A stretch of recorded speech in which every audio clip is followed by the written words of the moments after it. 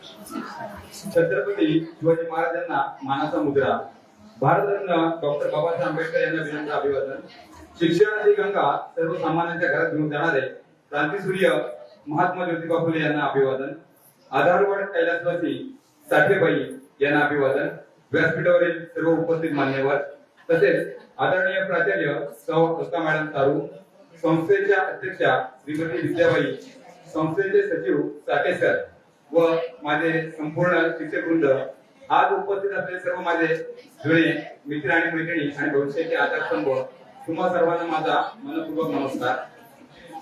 वर्ष झाली कितीही तरी शाळा तीच राही, जिथे मिळाली ज्ञानाची वाट ती आमची खरी आई. आज भेटलो पुन्हा इथे जुने मित्र आणि मैत्रिणी, मेळाव्याने फुलवली आहे आयुष्याची कहाणी. शिशुविहार विद्या प्रसारक मंडळ संस्था या संस्थेने आम्हाला केवळ शिक्षणच दिले नाही तर जीवनाची दिशा दिली, संस्कार दिले आणि भविष्याची पायाभरणी केली. मी या संस्थेचा नेहमी कृतज्ञ राहील.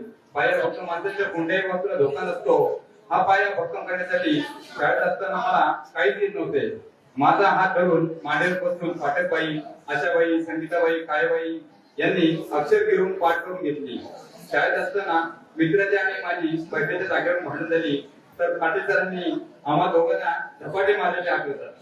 लवाटेबाई, लुलेबाई, शशीबाई, मुळेबाई, शुक्लाबाई, कांबळेबाई, अभ्यंकरबाई, गडवीबाई, दोरगेबाई, शेवाळेबाई, राठोड सर, पाटील सर या सगळ्यांचा शिक्षकांचा माझ्या आयुष्यात मुलाचा वाटा आहे. स्नेहसंमेलन असेल तर नाच शिकवणे, त्याची रिहर्सल घेणे खूप गमतीदार होत्या.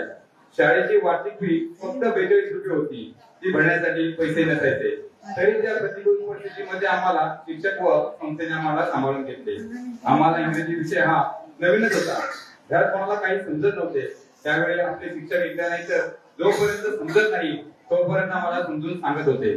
त्या दिवशी त्या सर्व गोष्टींचा उपयोग पाया भक्कम करण्यासाठी पुढे कमी नाही पडलो. पुस्तकी शिक्षणाबरोबरच वरच्या सहज स्वातंत्र्य विनायक दामोदर सावरकर यांचा चित्रपट आम्हाला पटकबाईंनी वैचारिक मध्ये नेऊन दाखवला होता.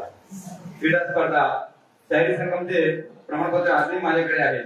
याचा उपयोग पुढे शिक्षणामध्ये झाला. 7वीत असताना सेंडॉफ झाला. त्या दिवशी आम्हाला काही समजत नव्हते. माझी शाळा आणि माझे शिक्षक सोडून चाललो. त्याचे दुःख वाटत होते. त्यावेळी दुपारी जेवण झाल्यानंतर रडायला लागलो. तेव्हा अलकाबाईंनी स्वतःच्या मुलाप्रमाणे मला खुशीमध्ये घेऊन समजावलं. तो एक क्षण माझ्यासाठी अविस्मरणीय राहिलेला आहे. माझ्यासारख्या कणकेच्या घोड्याला आकार माझ्या शिक्षकांनी दिला. शिक्षक आणि शिक्षकेतर कर्मचाऱ्यांनी केलेल्या अनमोल मार्गदर्शनाबद्दल मी त्यांचा आभार मानतो. जाता जाता एकच सांगेन, आज जो मकाम है हमारा आपके मार्गदर्शन का इनाम है.